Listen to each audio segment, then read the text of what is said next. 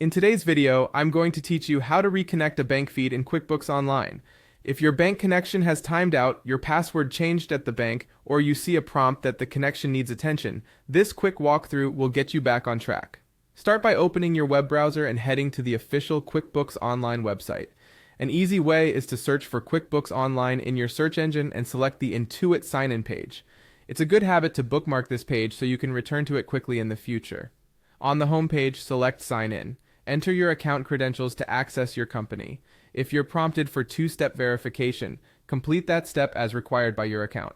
Keep any codes private and enter them only on the secure Intuit page.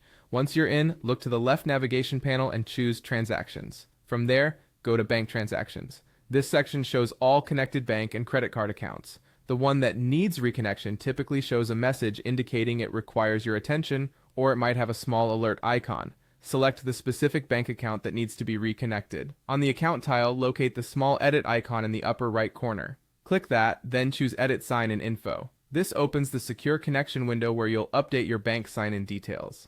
Enter the required information exactly as you use it on your bank's website. This may include your username and password, and sometimes your bank will ask you to confirm your identity with a one-time code or a security question. If a verification window doesn't appear, make sure your browser isn't blocking pop-ups and that you're allowing the site to load secure content. When you submit the updated information, QuickBooks will attempt to re-establish the connection with your bank. Give it a moment to process. When the connection is successful, you'll return to the bank transactions page and you should see the account status clear. New transactions will begin downloading based on the bank's availability. If you don't see anything right away, you can wait a few minutes and refresh the page. From there, review and categorize your downloaded transactions like you normally would. A couple of quick tips as you wrap up. If you encounter an error, first confirm you can log in directly on your bank's website with the same credentials. If that works, return to QuickBooks and try again.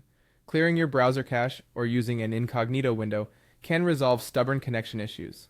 And remember, only enter your bank information on the secure Intuit connection screen. That's it. Your bank feed is now reconnected and ready to keep your books up to date.